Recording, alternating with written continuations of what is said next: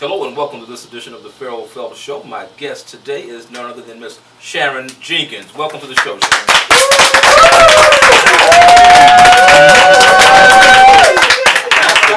Absolutely. Now, you know I can't just say welcome to the show, Sharon Jenkins, without telling y'all about the master communicator. Right. The master communicator. Absolutely. Now, not just a communicator, but a master communicator. I want you to define exactly what that is. I am proficient in all means of communication. Radio, television, writing, speaking, and I'm a good listener too. A very good listener. Very good listener, might I add. Now, Sharon, you and I go back a couple of years. Yes. And you didn't always, as far as I can remember, you weren't doing all that you're doing right now when you and I first met. No, I had a different mission. You had a different mission. Yeah, Tell me a little bit about that mission and then what got you where you are now. Well, I always wanted to be a speaker.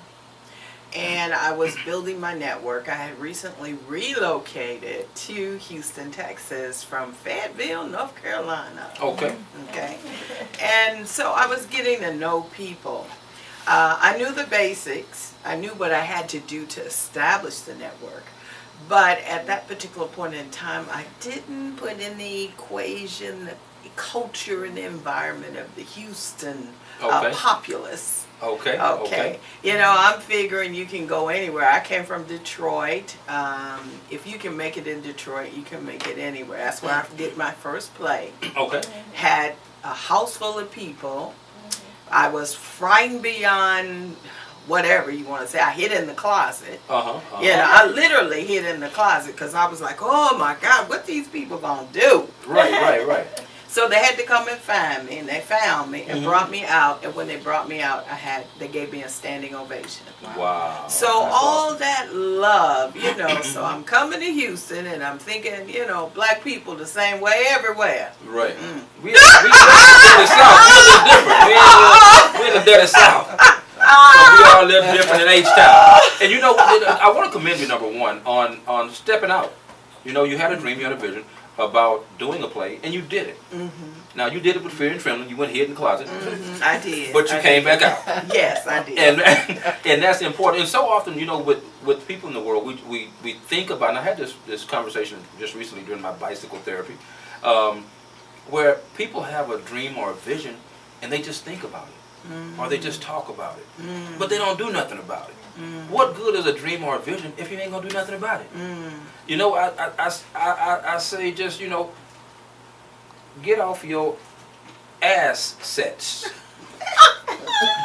in order to make some things happen. Absolutely. You have to do that. And so what actually empowered you to say, you know what, I want to do this play, I can make it happen, and you actually not just talked about it.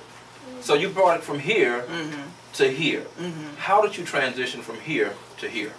Well, you know, blind faith. Okay. I just believe that if God imparts something into me, He's the master creator. Okay. And He's made me creative. So I just believe I can do anything God tells me that I can do. And that was the power behind it. My problem is people. Okay.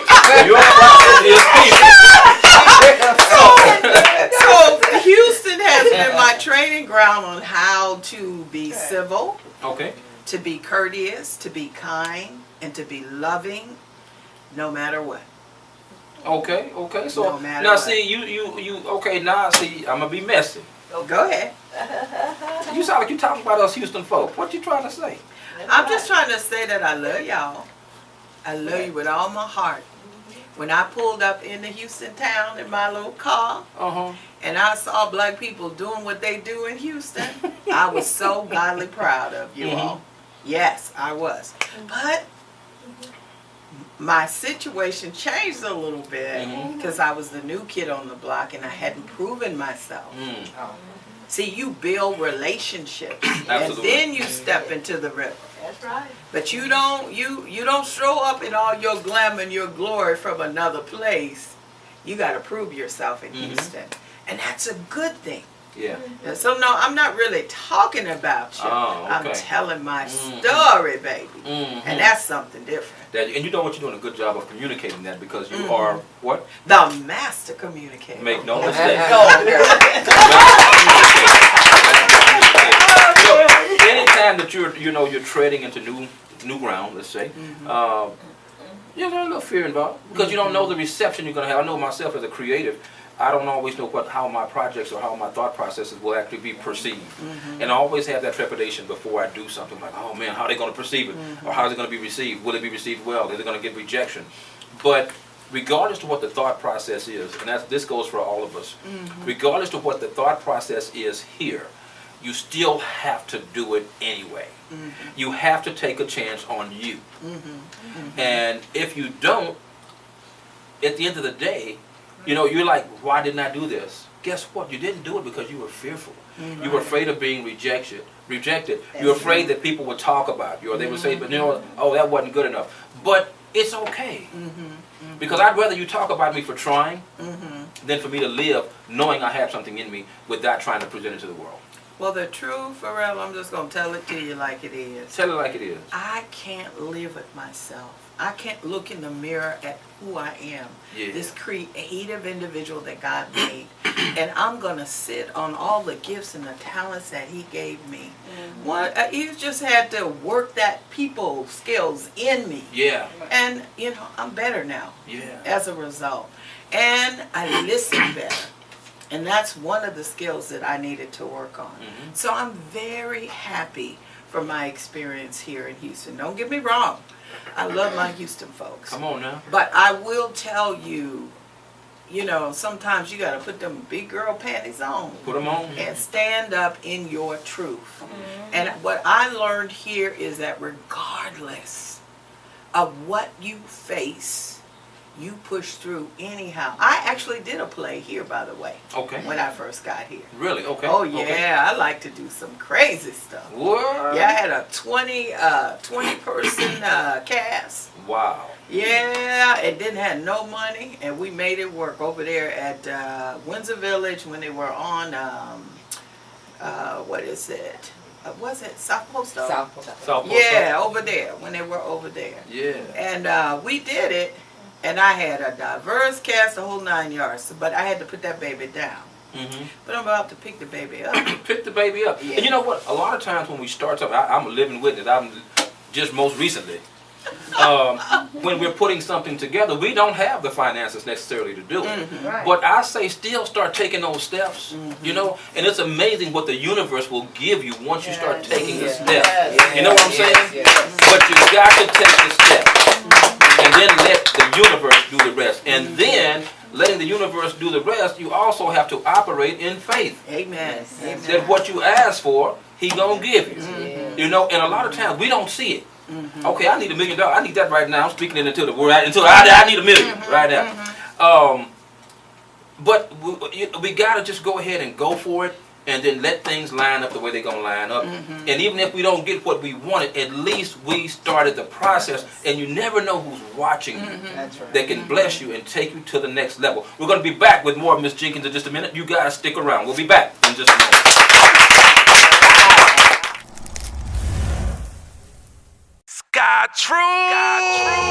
Sky Trues Custom Eyewear has taken the world by storm.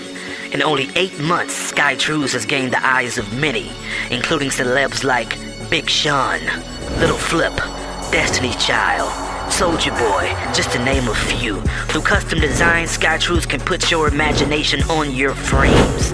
I bring to you the next big thing in Houston, Sky Trues, created by Golden Boy, the musician, the artist, the entrepreneur, and grassroots marketing genius. Be inspired. Sky Trues, custom designed frames. Sky Trues! Tired of wasting time threading needles? What would you do with more time? Would you spend it with family, grow your business, take a class, or travel? There's a remarkable new tool available to help make your dream for more time a reality. The Easy Needle Multi-Threader was designed for weavers, seamstresses, and quilters to thread multiple needles in a fraction of the time than traditional methods. It eliminates tangles and prevents the possibility of germs and bacteria due to fallen needles and threads onto the floor. It's efficient, it's innovative, it's a time saver. Increase your productivity with Easy Needle Multi-Threader today.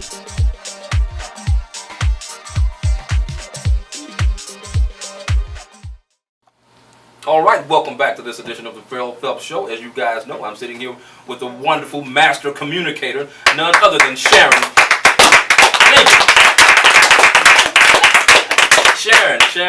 Sharon. Okay, you stepped out on faith with everything that you've done thus far. That being from the stage play to moving to the city of Houston, getting to know folks. Now, you talked about relationships.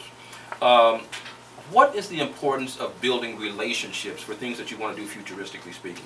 Well, especially in this day and age, it's extremely critical. See, we are in this technology age where you can do anything you dream of. I mean, a kid 9 years old can go in his closet and set up a technological studio, and he can present his own TV program. I mean, there are places out there that will host this show. I mean, so you can be what you dream to be. You can do what you dream to do if you are, courageous enough to face that technological giant. Right. Okay. Right. So when you form relationships in the midst of this equation, when you decide that you're going to show up and master all the technological things that are associated with being the it girl or the it guy in today's society, you better have those relationships backing you. Like, for example, we're doing this show. You've established an audience who will be tuning into this show. But 9 times out of 10, they're tuning into this show because they have a relationship with you. So, not just in our personal lives, but also in our businesses, in our nonprofits, anything you want to do. I work with authors, and you have to have relationships with individuals who will support your cause, mission, or your business. Absolutely. Yeah. Absolutely. Now, Sharon, being a master communicator as you are, and I can attest to that myself.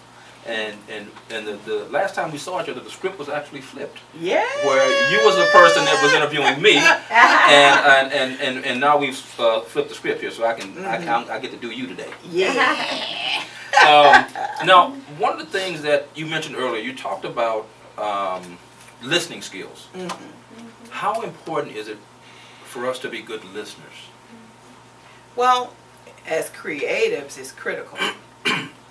We're very visual, and we see things, not just externally, but internally. We see things. And we are not crazy. We might be a little weird, but we are not crazy. Right. We ain't crazy. Yes. But I said we, not just you. Yeah. The listening comes into play when we put the plan on the table and we start moving forward. Number one, listening to the Holy Spirit. All right. That's the first thing. And the second thing, listening to your audience. Yes.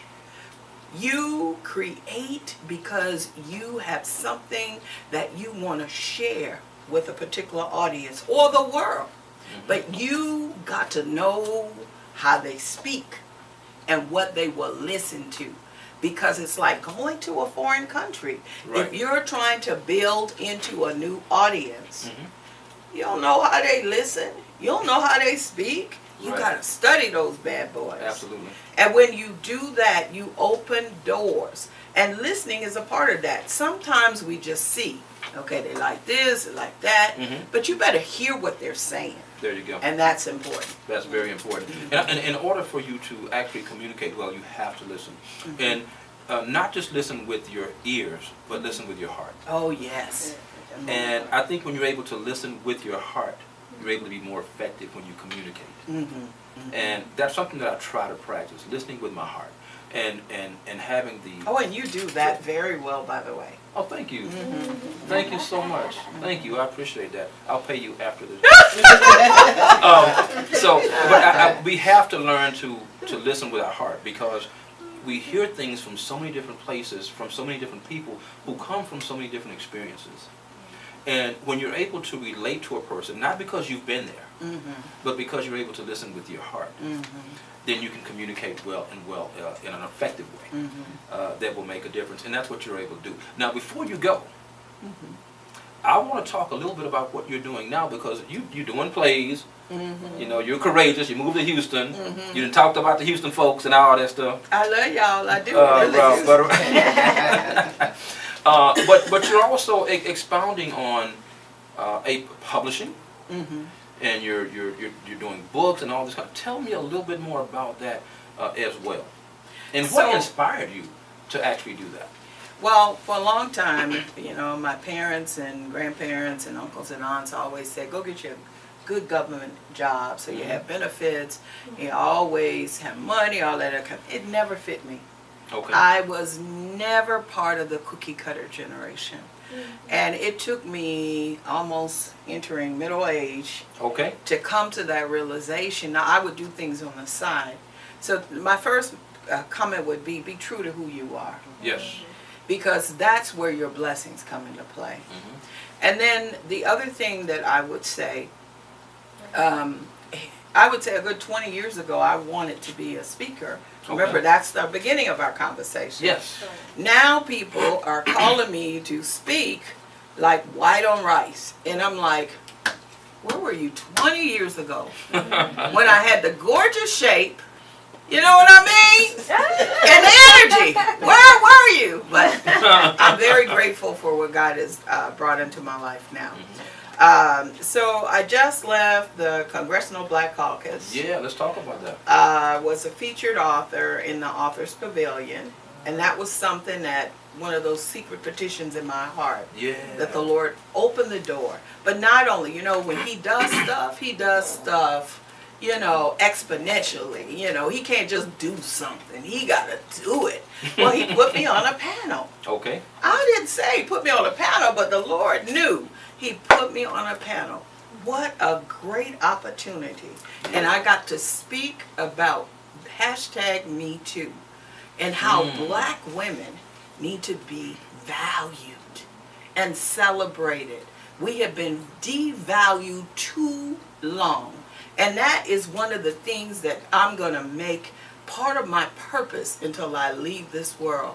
Because I don't want the generations that come behind me, these black women, to get mixed up and miseducated about who God made them to be. And so that was a great opportunity for me. And so I'm going to Vegas too next month. Okay, now I'm going to get jealous. Yeah, I'm going to Vegas next month. There's going to be some haterade going on in the Vegas. I'm trying. And then I'll be in San Antonio in November. You were just in San Antonio. I know. At the NAACP. All right, Lord, your word say what you'll do for one, you'll do for another. So I'm going to go to where are we going? To the Black Caucus. I'm going to Vegas. I'm going to go to San Antonio. Yes, to the NAACP convention. All that there. But I want to take it even further. I want to be global with all that I'm doing, Lord. In the name of Jesus, that's my petition. Well, He's going to. It's going to happen. Amen. Touch your neighbor again. It is. All right, now, before we go, is there anything else that you would want your listening audience to know about Sharon Jenkins? I just want them to know, you know, a lot of people have seen me fail, especially in this season in my life while I've been in Houston. They've seen me fall, they've seen things break off of me, they've seen me make what they perceive to be empty promises. Okay. My heart was always in the right place, but I had to go through my Joseph season. And I recognize it for what it is. Even Joseph, up until the day Pharaoh called him from the prison, was in prison.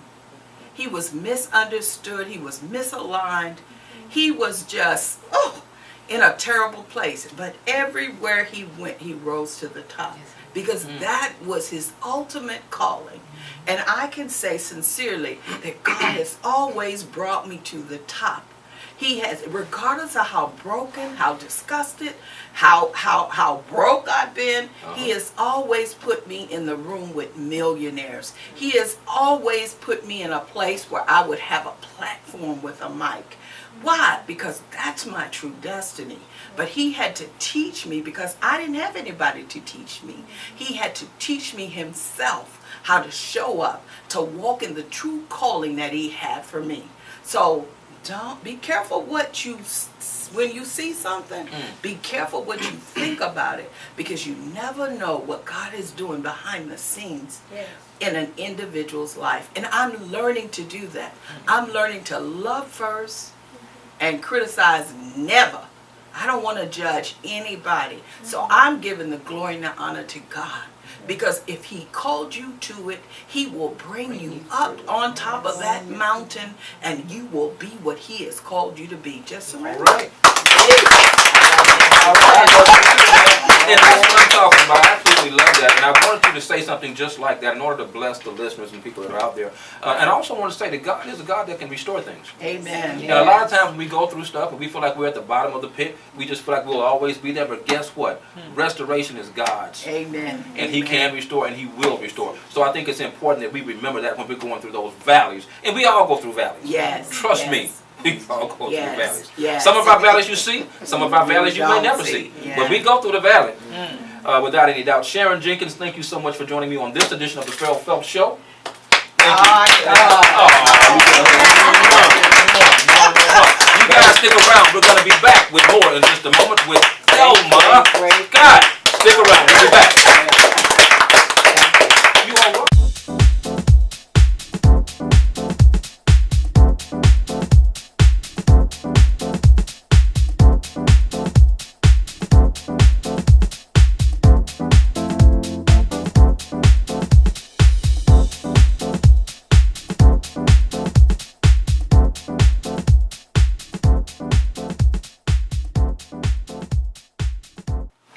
All right, welcome back to this edition of the Farrell Phelps Show. My second guest is Miss Thelma Scott. Welcome to the show, Thelma.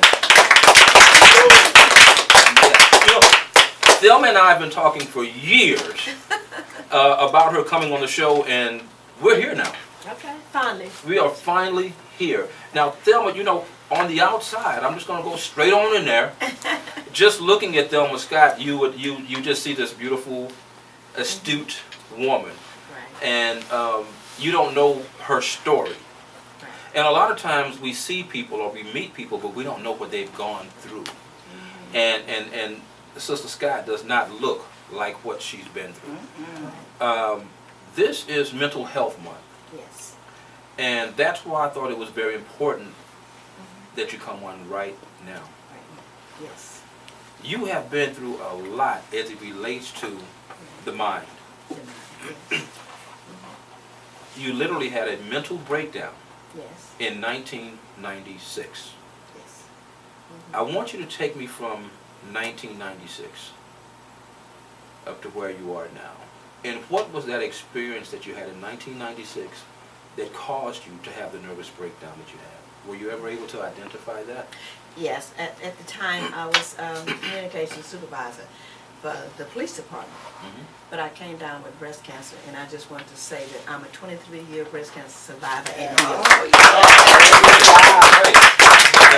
She said a 23-year breast cancer survivor and healed.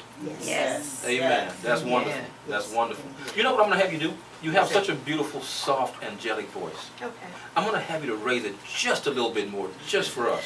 Just a little bit. Okay. There you go. There we go. That angel can get a little bit louder. Yes. Just a little bit. Okay. Yeah, and so I know that took place with you in 1996. 1996. 1996 while you were working for the police department. Now, another tragic thing that took place with you that really, when you shared the story with me years ago, Right. I was just like, whoa, I cannot imagine. Right. You were a member, and still is, Still is. a member of Lakewood Church, and you sang in the choir. Yes. For 23 years. For 23 years, as you have survived breast cancer for 23 years. Right. Interesting, very interesting. Now, while you were singing in the choir, you had no idea Right. that your husband in the audience was literally dying from a heart attack. No. I did not.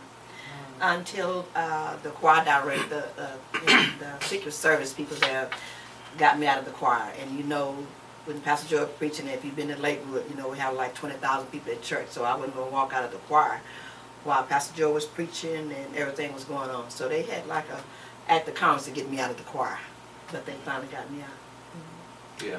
So it was that was very devastating for me at that time, because my husband was not ill.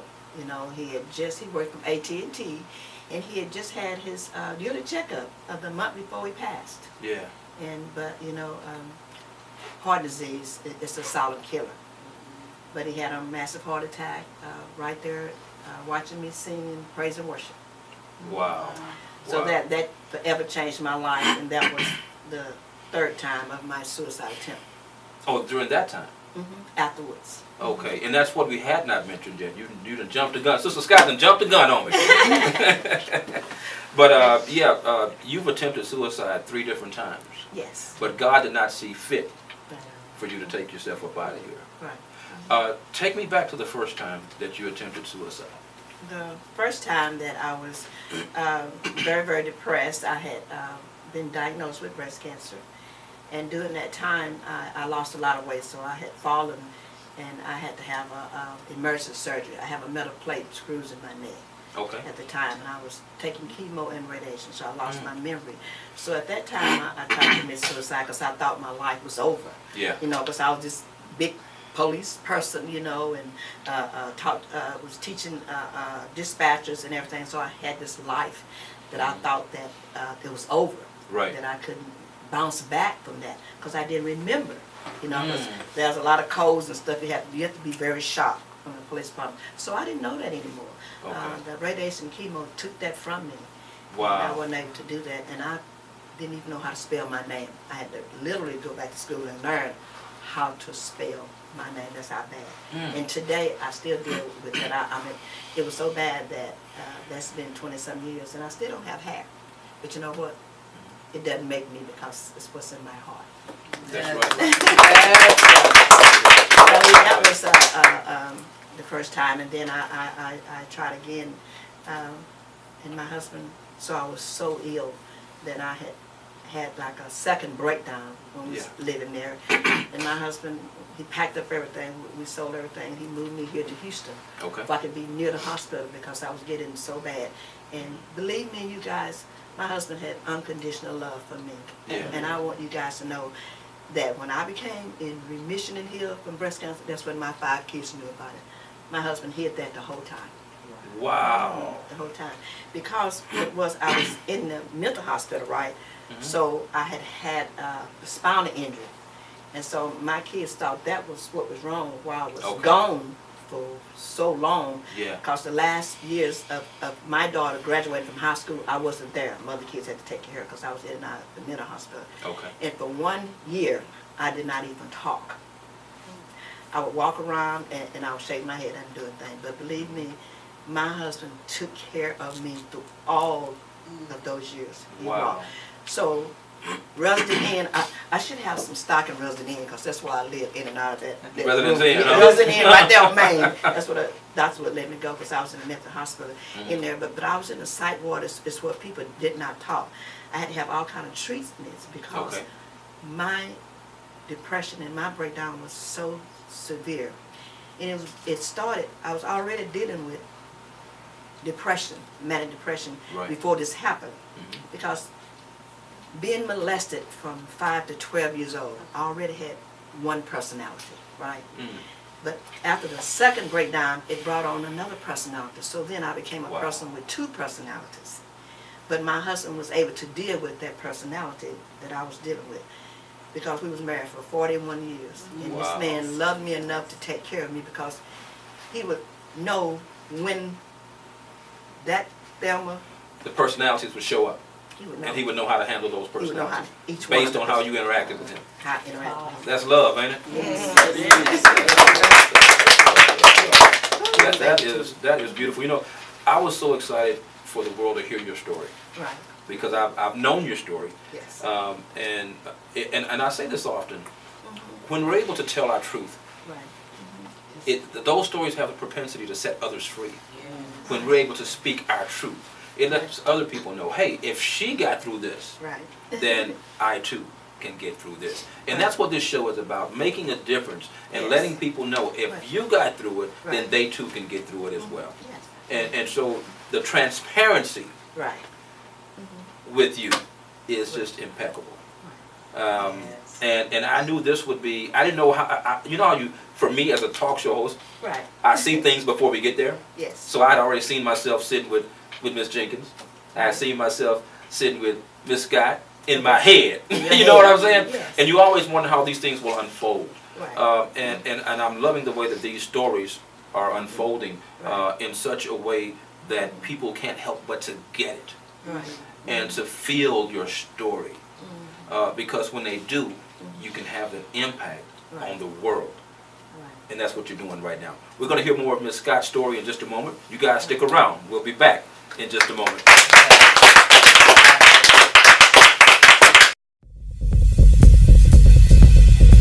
Women invest a lot of valuable time in their stylish chair, creating and maintaining a polished image. Having been in the beauty industry for over 35 years, I have witnessed this investment firsthand. I knew that this was not the kind of experience that I wanted to provide for my clients, so I created a better way. The Easy Needle Multi-Threader is designed to make the weave installation process faster and easier, all in 5 simple steps. All you have to do is secure the Easy Needle Multi-Threader to a surface, insert the cushions into the unit, slide the needles into the cushions, place your thread onto the dowel, and thread your needles with the Easy Needle Threader. Stylists who use this product will never have to thread another needle in between weaving again. With the Easy Needle Multi-Threader, they can save time, save money, increase their clientele, and provide a wonderful experience for their clients.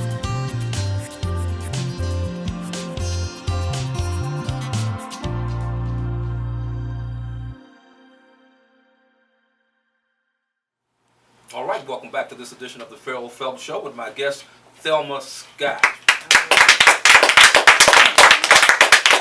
Miss Scott, man, you know, when we left off, we were talking about all the things you've been through. Right. Now, you surprised me with some of them. I didn't know everything. You know, she was holding out on me, y'all. All right. But after you lost your husband, and you went through that experience, after you went through the experience with breast cancer, after you went through the experience with the attempted suicides, Right. how did you get to a place where you became functional again? Well, how I did it was, you know, the last time that I tried to commit suicide was during Hurricane Ike. And I didn't have any kids here, and my husband, you know, had passed, so I was staying by myself. And, you know, it was just so dramatic, and I was just devastated because Hurricane Ike had torn up my house. I lived right around the corner over here in Old Oaks. Okay, right here. Yeah, right in Old Oaks. Okay. The house was messed up, and I was fighting with the insurance company. It was just so devastating that I could not cope Okay. with everything, but not having my husband. I'd been married to this man for 41 years. We was like partners. And right here on the corner, right here at Fallen Creek, Yeah. that office right there, Hurricane Ike, we had a 4,000 square foot office there. Really? We was running all kind of business. We had a contract with the state. We had cleaning services. I had the foundation. We had transportation. We would run different mail. We had a couple of contracts with lawyers where we just had all our kids working for us. So we was doing Doing very well. We was doing very well. You know, we had about 7 employees, and all my husband did, we just run the streets, and I drive around in my Jaguar, and I go here in my dog stand. So that life was like taken away from me, and my kids hadn't made it here, and I was just struggling. I became so very depressed, and my heart began to hurt, and I was just grieving for my husband so bad. Yeah. And I know that he had this 45 in our nightstand and drawing there. I said, the pain is so great. But people always ask this question, Burrell, why did you want to commit suicide? Because you had never been suicidal. It's the pain. The pain is unbearable. I just wanted the pain to go away. I was there, and it felt like my heart was bleeding. Mm. It felt like it cut my heart into a million pieces, and I could just see the blood just running all over me. Yeah. Just running. So I need for this pain to go away, and I need to be with my husband. Yeah. So I went and got the gun, put it to my head, clicked it. It would not shoot. The bullet was right there, but that gun would not shoot. Wow. When I looked at and I saw the bullet was sitting there, I threw the gun down in my bedroom and I ran.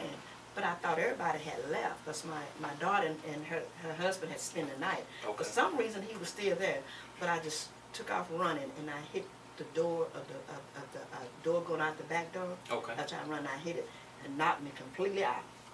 And so he came downstairs, he found me laying on the floor, out. And he called an ambulance and took me to the hospital. And that was a time that when I was just so down and depression, it just overwhelmed me. Right. And I couldn't cope, so I tried to commit suicide. But how that I got back to where I am Right. is Hurricane Ike came, and I was so depressed as I got to the hospital. So my choir members decided that, well, Miss Scott's at home being depressed, they're going to come get me. Uh-huh. So they came and picked me up, and we was over, I don't know exactly where it was, somewhere near our church, and we was passing out water and food and everything. Okay. And so my friend at the church was like my mentor, Barbara Curtis. She said, I need for you to go to the church to get some shirts. It was on my desk, so she said, well, tell me you go. So I went back to the church, and I think it was Velda Britt. We went back to the church to get shirts that was on our desk. But as we came out, Pastor Joel was out in the circle there. Okay. He had a TV station. They was interviewing him about something out there. So Victoria's brother, which is Don, and my name is Mimi at Lakewood. Okay. Everybody calls me Thelma. So he says, because after my husband died, they just kind of took me under their wings. The church did. Okay. So he says, Mimi, how you doing? I said, I don't think I'm gonna make it. I said, I can't do this without my husband. I said, I'm just hurting. I don't think I can do it. So at the time, Pastor Joy heard me say I could not make it without my husband. And he turned around and he said, you will make it.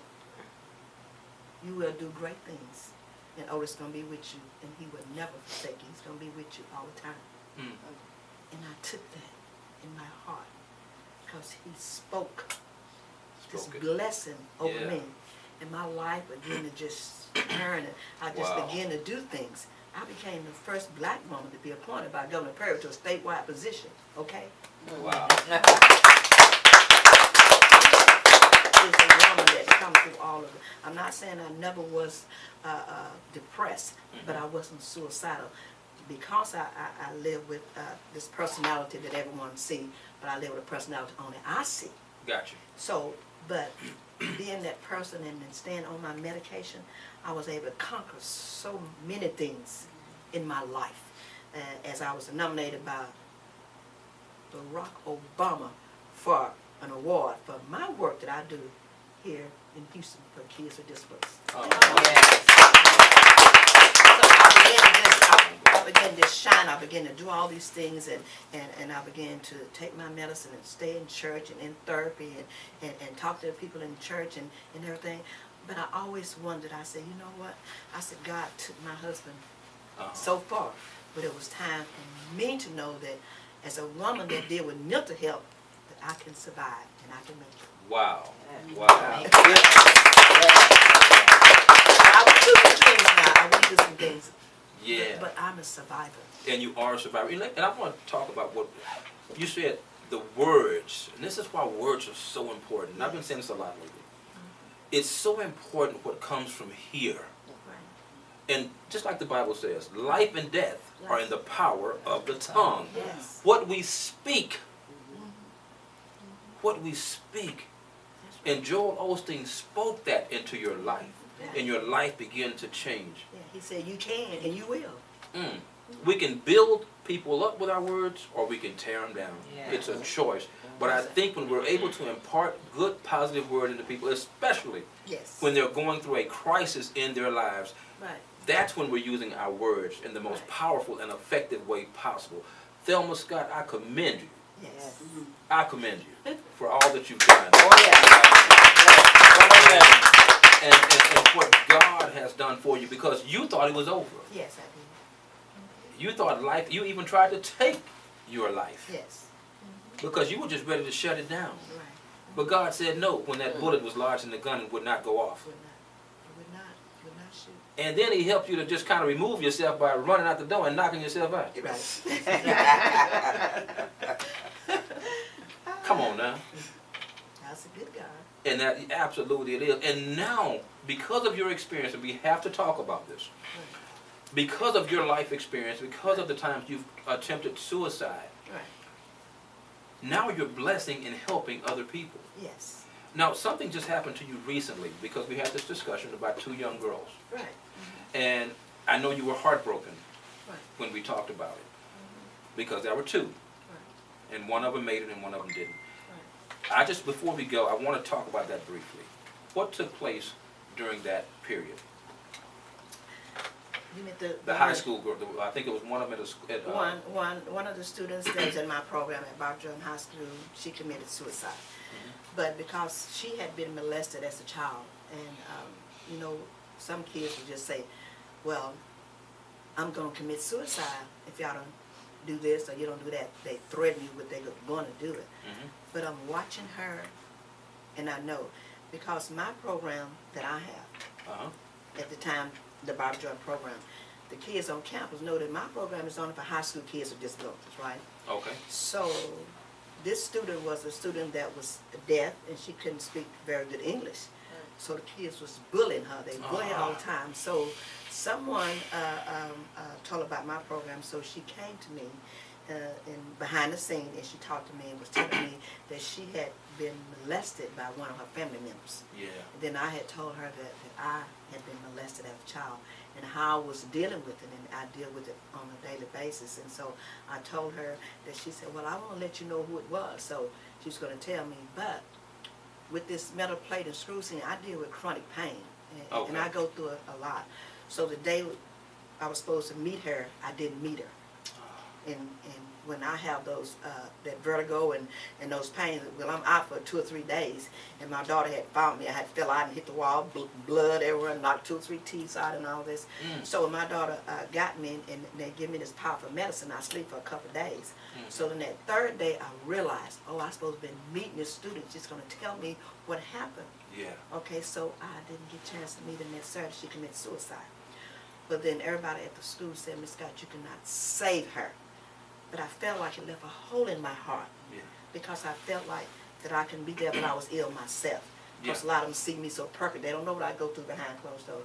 So then she committed suicide. And I always, every year, I celebrate her life, because there was a life lost that I couldn't say, but I felt like I could, but only God knows best. Right.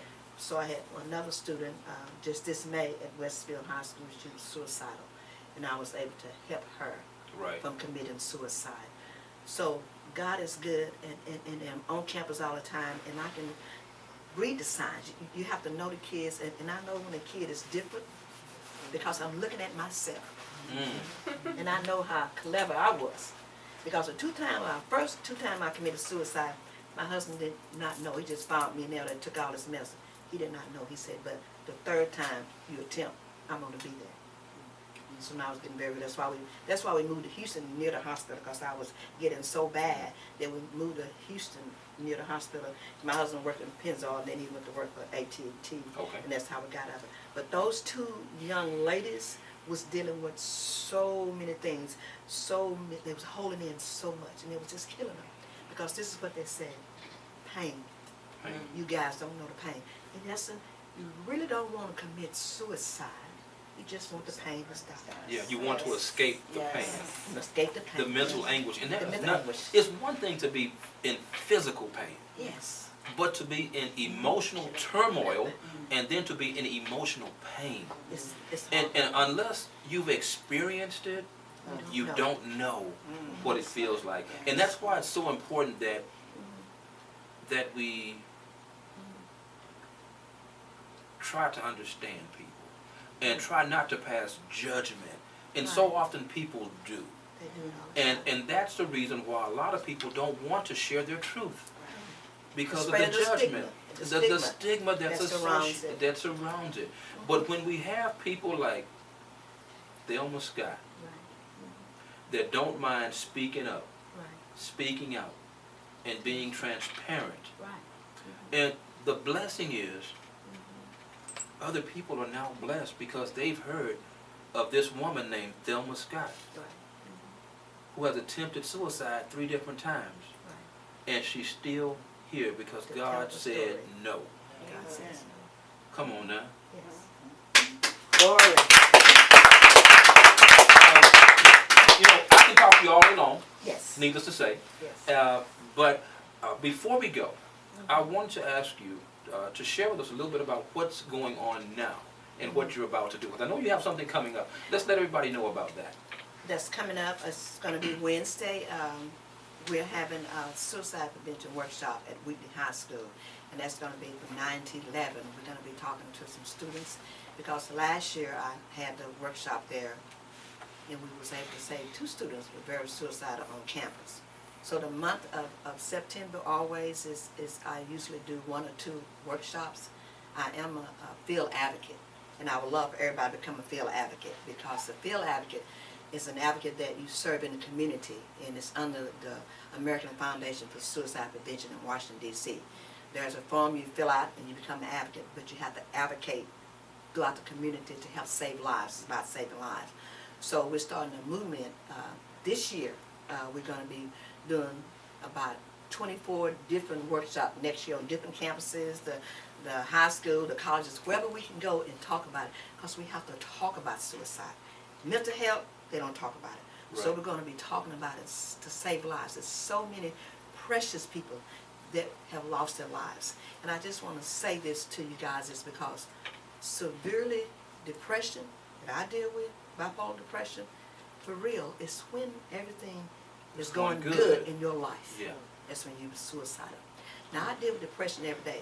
Now, I left out of my house on Saturday, but Monday to Friday, I did not leave out of my house because I was so depressed.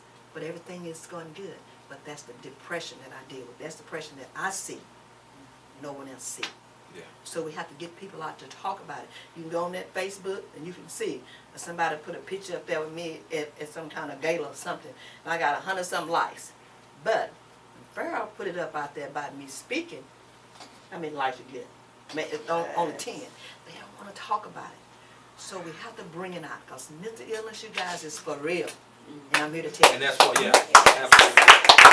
And that's why it's important for us to talk about it. Not only that, but what we're going to make sure we do, we're going to make sure at the end of our tape, we're going to have a suicide hotline number there and information so that those people that may be going through depression can also try to get help for themselves. Ms. Scott, thank you so much for joining me on this edition of the Phil Phelps Show. And now I just have my flyer, just to show my flyer. Yes. Miss Sharon, can you get my flyer out that bag right there? I just want to show my flyer because I'm inviting everybody to come out to Wheatley High School and be a part of our summit. You just have to sign up. We got about 10, not even 10 seconds left 10 seconds. for this right here. And these are my certified people. You can hold it up for me. There we go. I don't know if you guys can actually see that, but we'll actually list it also on our page. Right. I think that's going to be most effective for us to list it on our page as well, so people can find out about what you're doing and the dates and all that good stuff. It's going to be at Wheatley High School this Wednesday. Wednesday from 9 to 11. Come out and join us. All right. Thank you guys so much for joining me on this edition of the Phil Phelps Show. We're going to be back in just a moment. Stick around. All right. Tired of wasting time threading needles? What would you do with more time? Would you spend it with family, grow your business, take a class or travel? There's a remarkable new tool available to help make your dream for more time a reality. The Easy Needle Multi-Threader was designed for weavers, seamstresses, and quilters to thread multiple needles in a fraction of the time than traditional methods. It eliminates tangles and prevents the possibility of germs and bacteria due to fallen needles and threads onto the floor. It's efficient, it's innovative, it's a time saver. Increase your productivity with Easy Needle Multi-Threader today.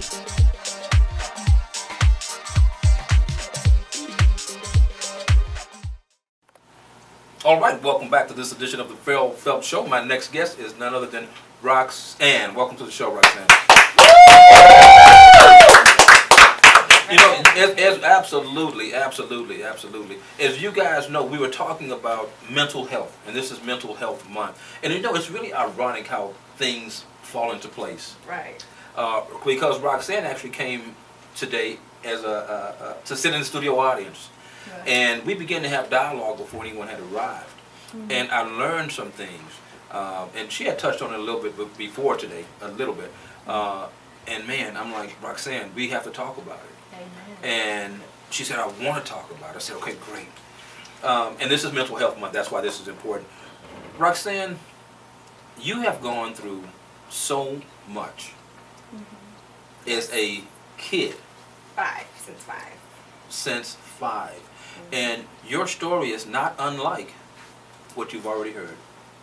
When Ms. Scott was talking about being molested, these types of things, Roxanne has experienced the exact same thing.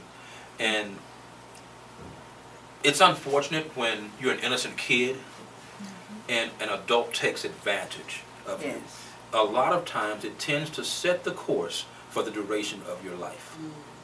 And Roxanne is in the process of turning those things around. Yes. Roxanne, I want you to tell everybody a little bit about your beginning experience. Well, my beginning experience, I was 5, and I witnessed my mom go through domestic violence.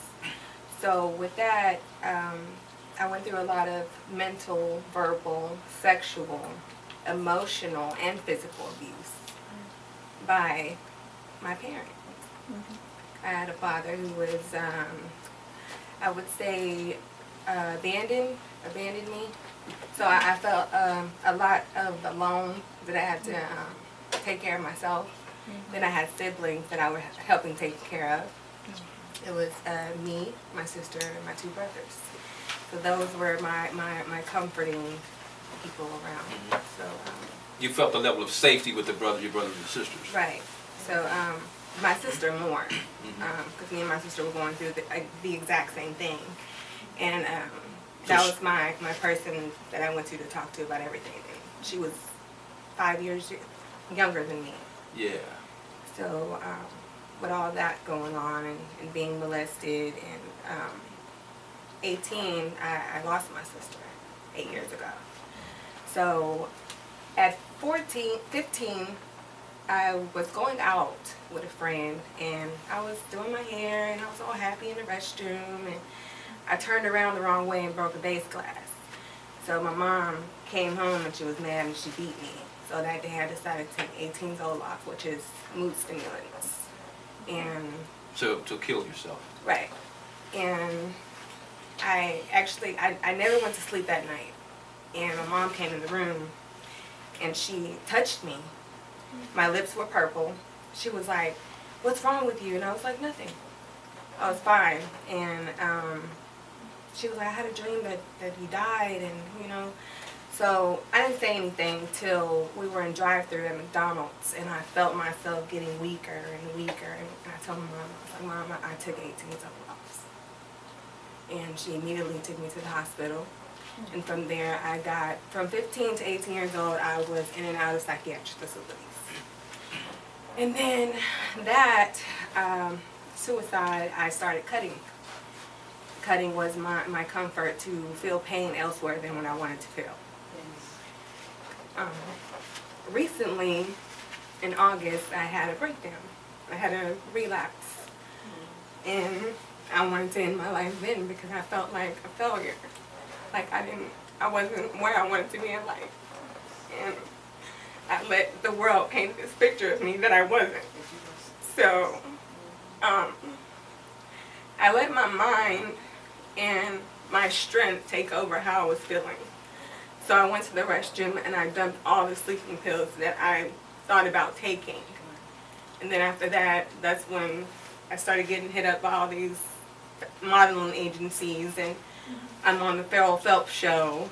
It's like when I changed my thoughts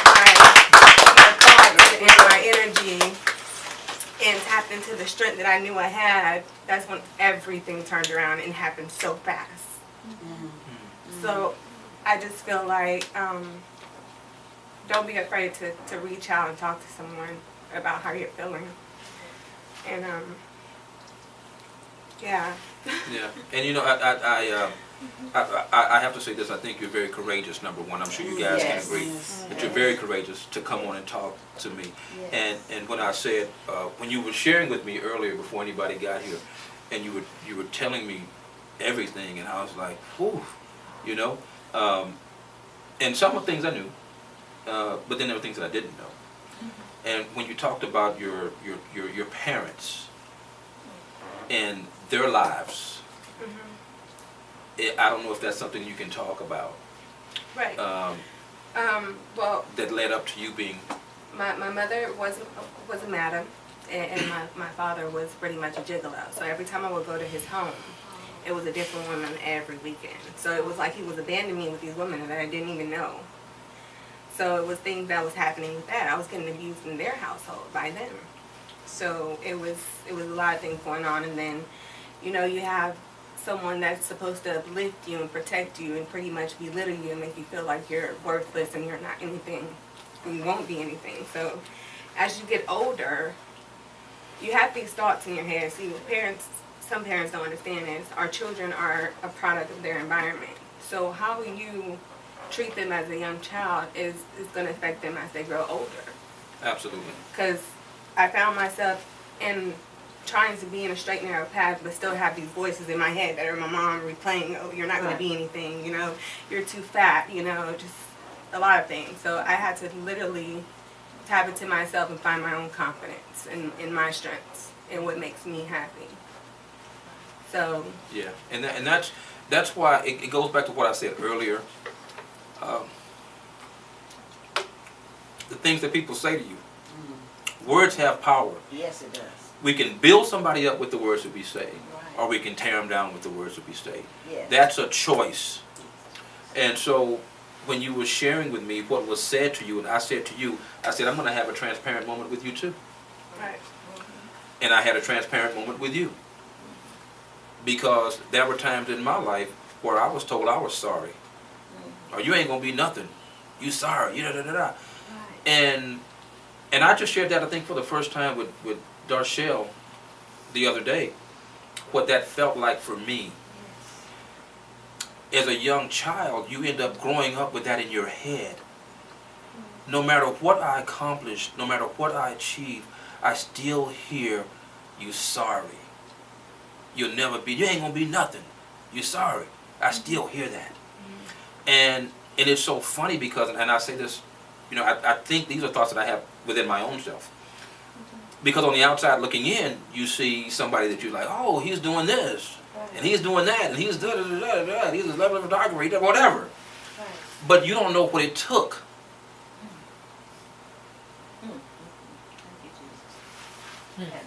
You don't know what it took for me to fight through the voices, to fight through, you're not good enough. Right. You ain't gonna amount to nothing. You're sorry.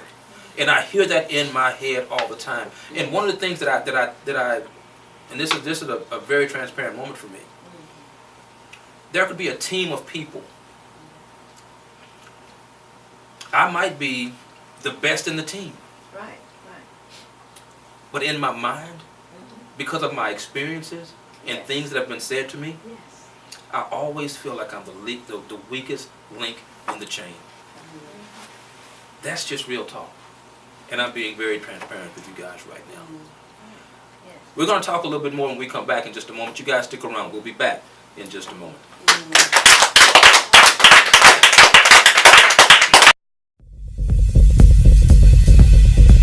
Women invest a lot of valuable time in their stylist chair, creating and maintaining a polished image. Having been in the beauty industry for over 35 years, I have witnessed this investment firsthand. I knew that this was not the kind of experience that I wanted to provide for my clients, so I created a better way. The Easy Needle Multi-Threader is designed to make the weave installation process faster and easier, all in 5 simple steps. All you have to do is secure the Easy Needle Multi-Threader to a surface, insert the cushions into the unit, slide the needles into the cushions, place your thread onto the dowel, and thread your needles with the Easy Needle Threader. Stylists who use this product will never have to thread another needle in between weaving again. With the Easy Needle Multi-Threader, they can save time, save money, increase their clientele, and provide a wonderful experience for their clients.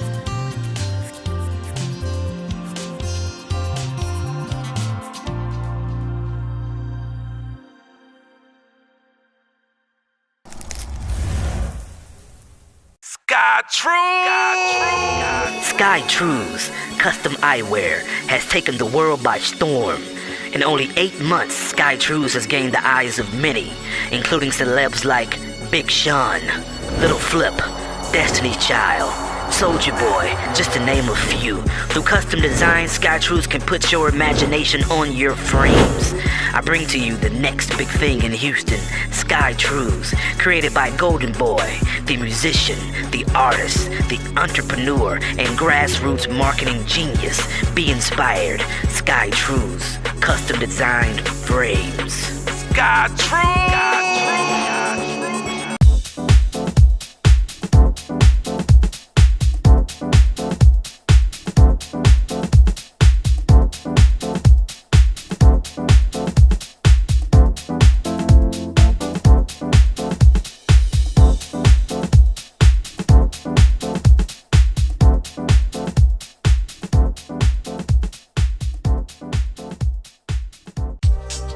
Tired of wasting time threading needles? What would you do with more time?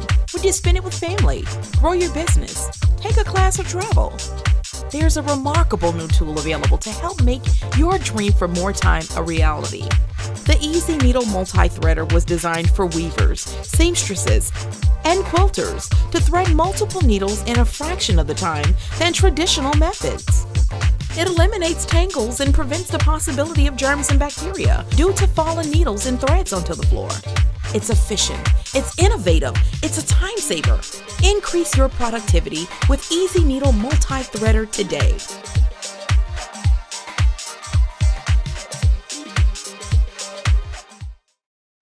All right, welcome back to this edition of the Pharaoh Phelps Show. Joining me is Roxanne. Man, you know, yeah. This honestly has gotten a little bit deeper than what I had anticipated. I didn't anticipate the depth of this show. When I asked Roxanne to come on and be as transparent as she's being right now. Now, we talked about your relapse. And one of the things that you talked, that we had spoken of, was the pain, just like Ms. Scott talked about the pain earlier. And that's a pain that you really can't explain to anyone. You cannot explain that pain. You can try to explain it, but it's hard to explain. It come and goes. The pain come and goes. And it's like, it could be one little thing that triggers it, and then you just go into this deep depression, and it's kind of hard to get out. Yeah, yeah. I know just when you were telling me earlier, I knew that was, and I said to you, I said, something's wrong. I said, I see it. I can see it, I can hear it. And a lot of times, because you've had certain experiences in your life, you can identify things in other people because they're you and you're them. Does that make any sense? Oh, yes. And so when I talked to Roxanne earlier, I saw a piece of myself in Roxanne. Right. Yeah, everyone that you interact with, it's a little piece of you. It's a little reflection of yourself in them. Yeah, yeah. And you stopped cutting. Right. Because one of the ways that Roxanne dealt with her emotional and mental pain was to cut herself. And that was where she would get the physical pain that would actually distract her from the mental and emotional pain. And she just relapsed 3 weeks ago and began cutting herself again. 3 months ago. 3 months ago. August. And began cutting herself again. Right. And We're in September. we're in September now. Last month. August. Okay, yeah. And the reason why I'm saying it is because Roxanne gave me permission to say it before we ever got up here. Right. Because I never want to expose anything that nobody wants exposed. Yes. I make sure I have permission to say what I say before I say it. And so you showed me the cuts Right. on your, and I can see that these are fresh scars from that experience. What has, now you're not doing it, you're good. Right. How are you feeling now? I feel like a breath of fresh air. It was kind of like that day that I wanted to commit suicide. It was like another person was reborn. And my problems are still there, but I learned to cope with them in a different way and look at the positive, like turn it into a positive. Yeah. Instead of a weakness or, you know, the voice in my head. So I let the positivity overpower the negative. Yes. So I can go on my life and you know, live out my destiny that's meant for me. And yeah, do the things that you want to do. Right. And you and Roxanne and I have had lots of conversations at different times, and I refer to her as my little sister, and she'll hit me up on the inbox and say, "Big brother, da da da da da da," and we have these inbox conversations or phone call conversations depending on what's happening. And I always seen such potential in Roxanne, and I would always tell her, and I would stay on her, wouldn't I? Yes. Probably got on her nerves the way I stayed. Both of them. George and Me and my brother. And I only did that because I see the potential that's there. You're dynamic. And you just don't know it. But you're starting to know it. And she would talk about her dreams. She would talk about what she wanted to do. I want to do this. I want to do that. I want to do this. I want to do that. Well, guess what, Roxanne? You can do it. Yes. Or I'll go to her Facebook page and I'll see something that I just think is horrendous. I hit her up, Roxanne, take that off your page. yes. You are a queen. You don't deserve to put this on your, take it off now. Right. Okay. Yes. And I have the messages to this day.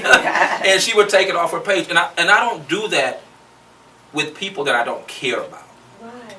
But when you see the potential that a person has, I would be less than a person, less than human, to not step in and say, "Hey, little sis, I don't like what you're doing on your page. It don't make you look good. You better than that. You a queen. You beautiful. You this, you that." And I ain't gonna tell you no lies. If you know me, I tell you straight up, don't I? I tell her straight up. And you know what I like about you? Let me just say this. Okay. All the times that you and I have had dialogue, and I've seen something on your page that wasn't representative of the queen that I actually know that's inside of you. Yes. You received it.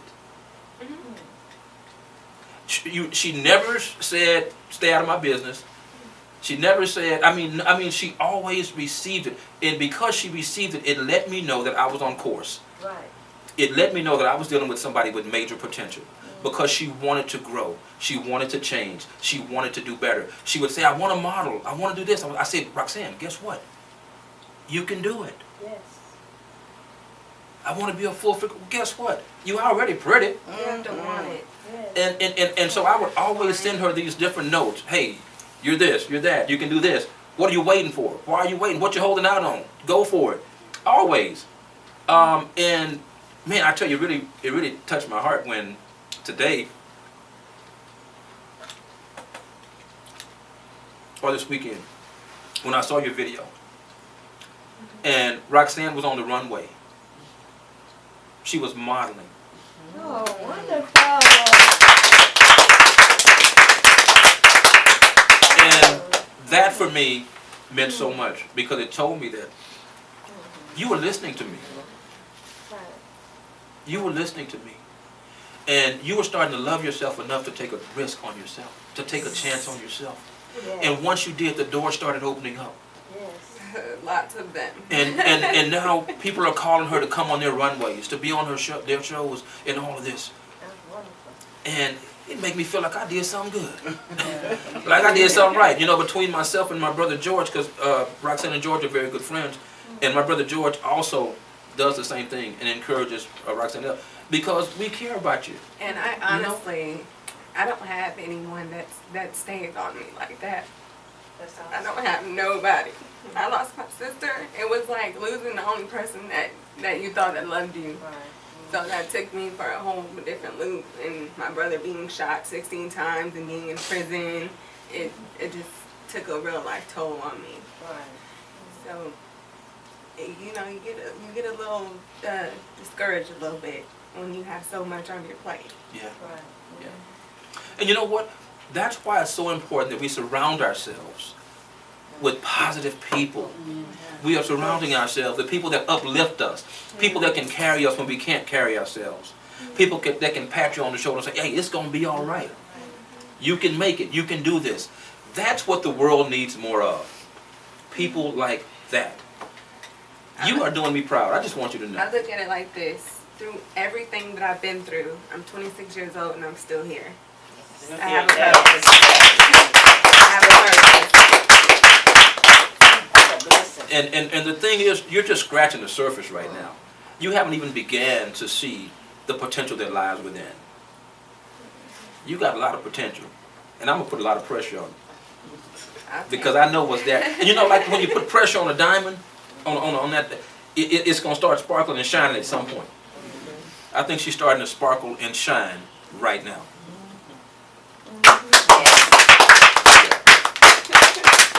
And I'm going to continue to stay on her. If I see something that ain't right, I'm going to say, Roxanne, it ain't right. Change that. Take it off your page, girl. What you doing? You know? I don't think we will have that problem because I'm straight and focused and I know what I want. And ain't nothing stopping me.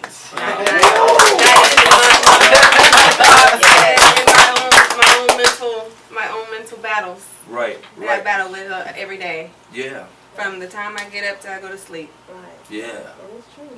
Yeah. And you know what? I think it's when we can be honest with ourselves. And so often, and I posted this on Facebook, I think today or either yesterday, we can't run from ourselves. You know, wherever you go, there you are. And you know, you got so you got to deal with you, and dealing with you don't always feel good. And it's nothing worse than being dishonest to yourself, lying to yourself. That's insane. So we have to be honest with ourselves. I think that's a big part of the healing process, being honest with ourselves.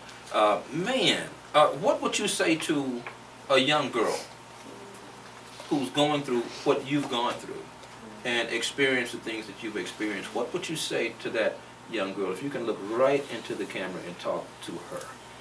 I would tell her to not give up on life, to reach out and talk to someone, and not to be afraid to talk.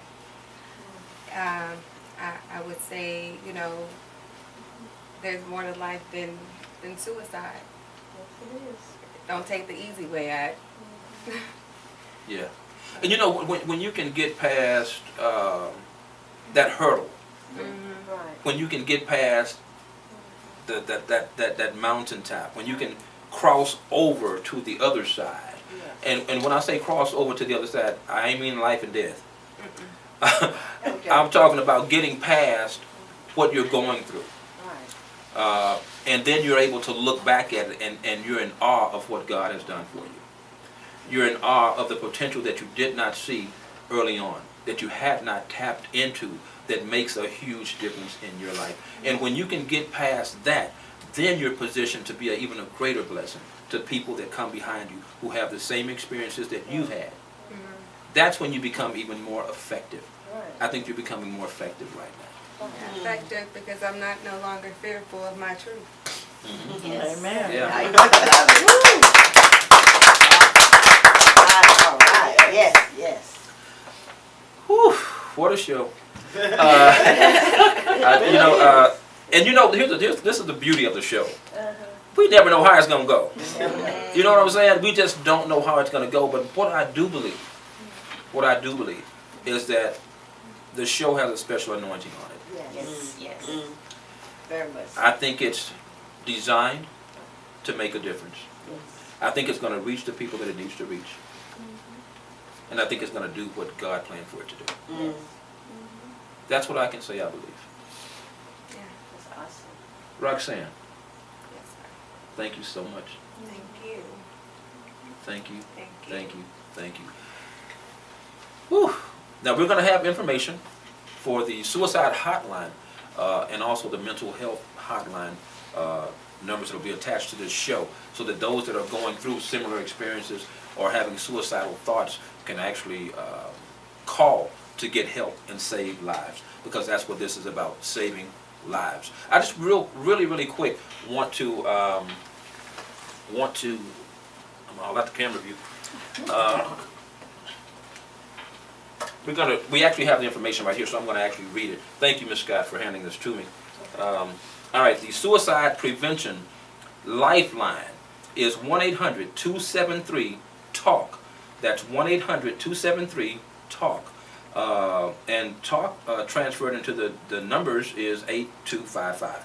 But it's 1-800-273-8255. That's the suicide prevention lifeline. That's the National Suicide Prevention Lifeline. So if you guys are having suicidal thoughts or know of someone that is, and you're looking for help to help that person, that is the number to contact them. Thank you so much for tuning in and joining in on this edition of the Farrell Phelps Show with my awesome guest on today's edition. Until next time, folks. But not until see that's what happened. It's a live show, y'all. For more information on the Farrell Phelps Show, you can certainly reach me at Let's Talk About It 12tv@gmail.com. That's Let's Talk About It 12tv@gmail.com. You can also go to YouTube. Simply type in the name Farrell Phelps and see a list of my shows right there for your viewing pleasure. All right, until next time, folks. We'll see you then.